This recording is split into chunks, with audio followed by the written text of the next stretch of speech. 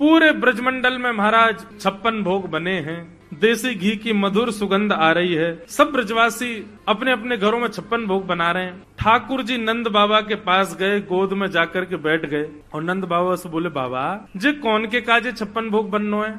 नंद बाबा बोले, लाला हम सब किसान हैं, हमारे इष्ट इंद्रदेव हैं, तो इंद्रदेव को प्रसन्न करने के लिए हम लोग 56 भोग बना रहे हैं। साल में एक बार हम इंद्र की पूजा करें तो हमारी पूजा से प्रसन्न है करके इंद्र ओलावृष्टि, अतिवृष्टि, अनावृष्टि इन सबन से हमारे खेतन की रक्षा करे, या हमारे हम इंद्र की पूजा कर रहे हैं। ठाकुर जी बोले, अच्छा बाबा एक बात बताओ, आपने इंद्र को प्रसन्न कर लियो और कहीं वायु देवता नाराज है गए तो? इंद्र तो प्रसन्न हो गए लेकिन वायु ही खत्म है गए तो आपकी फसल बच जाएगी? बोले नहीं। तो फिर वायु देवता की भी पूजा करो। तो इंद्र देवता की भी, वायु देवता की भी। और बाबा एक बात और सुनो, कहीं इंद्र देवता प्रसन्न है गए, वायु देवता प्रसन्न है गए और सूर्य देवता नाराज है गए और वो सोचे कि मैं तो प्रकट ही नहीं हूँ, तो आपकी फसल है जाएगी, आपकी खेती बाड़ी है जाएगी? बोले नहीं, सूर्य का प्रकाश तो चाहिए। तो फिर तीसरे सूर्य देवता की भी पूजा करो।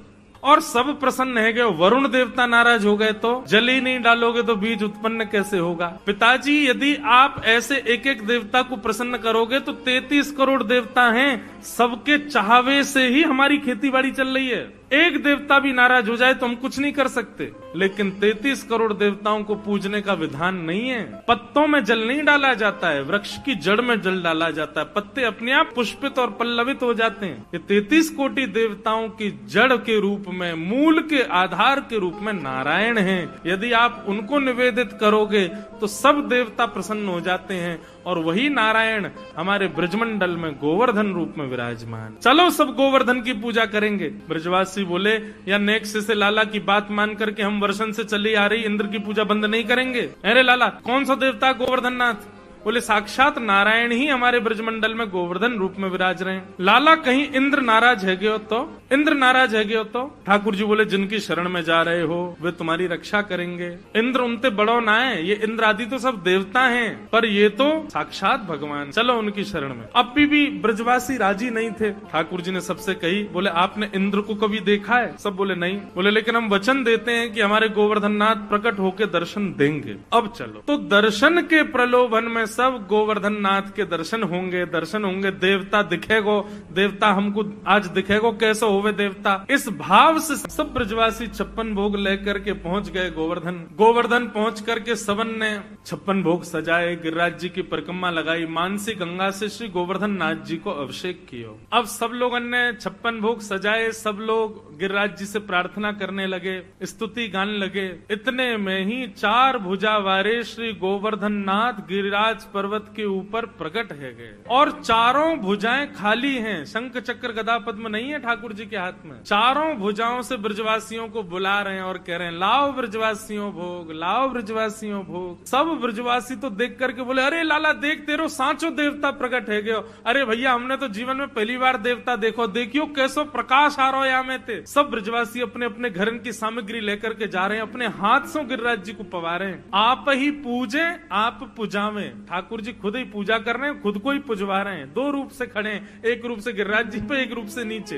ब्रजवासी श्री दामा मधुमंगल लाला के पास गए, बोले लाला तेरा देवता है तो बड़ो सुंदर। ठाकुर जी बोले देवता है भैया। बोले लाला एक बात बता, जे देवता को चेहरा तोते बहुत मिल रहा है, देखियो बिल्कुल तेरे जैसा लग रहा है। अगर तेरे 2 हाथ लगा दिए जाए तो ऐसा लगेगा तू ही देवता बन के खड़ो है का। ठाकुर जी बोले ना ऐसी बात ना है, देवता तो गोरो है ना, मैंने कारो से। बोले नहीं ना, देवता तेरे जैसो कारो ही है। लाला सही सही बता, जाते तेरा चेहरा कैसे मिल रहा है? तुम दोनों एक जैसे काई को लग रहे हो? ठाकुर जी बड़ा सहज उत्तर देते हैं। ठाकुर जी बोले, भैया मैं अपनी गैया चरावे गोवर्धन पर्वत पे आऊं, तो जा गैया को दूध मैं पीऊं। जब गैया चरावे गोवर्धन पर्वत पे आऊं तो वही गैया को दूध निकाल के गोवर्धन नाथ पी ले।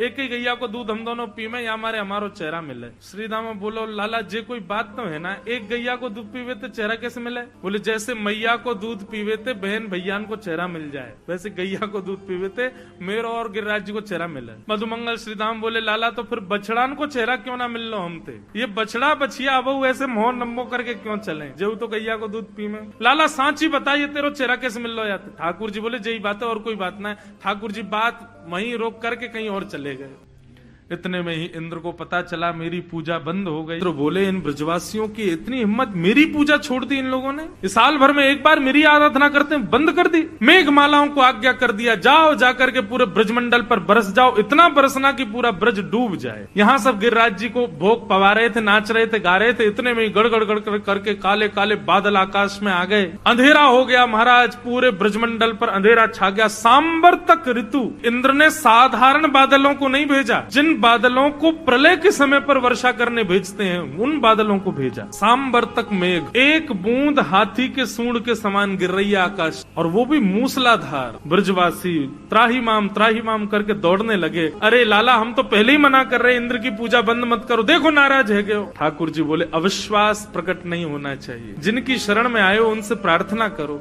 सब ब्रजवासी घुटनों पर बैठ गए, सब ब्रजवासी नेत्र बंद करके हाथ जोड़ करके प्रार्थना कर रहे थे। इतने में ही हमारे बाल कृष्ण प्रभु गए, गिरिराज जी को प्रणाम किया, प्रणाम करके एक तरफ से दोनों भुजाओं से उठा करके भीतर प्रवेश किया। 7 कोस लंबे चौड़े गिरिराज पर्वत को अपने बाम हस्त की इकन्नी उंगली के नख पर ठाकुर जी ने धारण कर। आ जाओ सब ब्रजवासियों, सब आकर के खड़े है जाओ, मैंने गिरिराज जी उठा लिए। सब ब्रजवासी अपनी छड़ी लगा करके खड़े है गए, सबन ने अपनी छड़ी लगा ली और सब एक टक अपलक नेत्रों से ठाकुर जी को देख रहे हैं। लाला, तेने इतना बड़ा गिरिराज पर्वत कैसे उठा लियो? ये तोपे तेरी उंगली पे ऐसे कैसे उठ गो गिरिराज जी? ये तो बहुत बड़ा पर्वत है लाला, 21 किलोमीटर लंबो चौड़ो पर्वत है। ठाकुर जी बोले हम जय जय हैं, आओ प्रणाम करो। ए मधुमंगल श्रीधाम, चला प्रणाम कर। बोले लाला, तू जो कहेगो सो मान जाएंगे, लेकिन जे ना मानेंगे कि तू जय जय है। तू जय जय ना है, तू भगवान ना लाला, तू तो हमारो लाला है, तू तो हमारो सखा है, तू तो हमारो मित्र है, तू भगवान ना है। तेने ये गिरिराज जी भगवान बन के नहीं उठाए, तू सही बता तेरी उंगली में शक्ति कहाँ से आई? ठाकुर जी के नेत्र बंधुओं सजल हो गए। कितने भोले, कितने सरल, कितने सहज ब्रजवासी, ये मानते ही नहीं है कि मैं भगवान। ठाकुर जी बोले बताऊं मैंने कैसे उठाए? बोले बता। बोले पहले आप सब अपनी छड़ी हटाओ। ठाकुर जी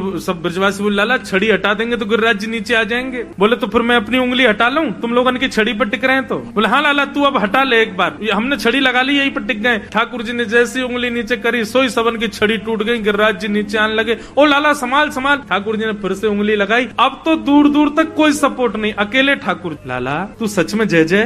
हम प्रणाम करो। ब्रजवासी बोले सच बता लाला, आनंद मत ले वे हमते, तू बता दे तू कौन है? तो तू है तो हमारो लाला, जे बता तू बस शक्ति कहाँ ते आई? कछु माखन को बल बढ़ो, और कछु आप गोप ग्वालन ने मेरी सहायता करी। सब गोप ग्वाल बोले लाला, तू माखन तो बहुत खावे, बासे तेरो बल बढ़ो, ये तो समझ में आ गई, पर कछु गोपन करी सहाय, हम ग्वाल बालन ने तेरी कहा सहायता करी लाला? बोले आप सब लोग टकटकी लगा के मुझको देख रहे थे, अपलक नेत्रों से मुझको देख रहे थे, तो आप सबके नेत्रों से आप सबकी शक्ति निकल करके मेरे भीतर आ गई। लाखों ब्रजवासियों मुझको देख रहे हो, सबकी शक्ति मेरे भीतर आ गई और मैंने अपनी इकन्नी उंगली पे गिरिराज जी उठा लिए। वास्तव में ये मेरो बल नहीं है, आप सब ब्रजवासी मुंह को देख रहे हो ना, तो आप सब उनको बली मुंह में आ गए हो। और ब्रजवासी इस बात को मान गए। तभी हम कहें लाला आजकल हम कमजोर कैसे है गए, आजकल घबराहट है जाए हमें बहुत जल्दी, नेक चले सांस फूल जाए। हम कहें भैया इतनी कमजोरी कहाँ से आ गई, अब तो चली शक्ति लाला ने चुरा ली है हमारी। हाँ लाला ये बात सही है, तू जय जय ना है, हमारे बलते तेने गिरिराज जी उठाए।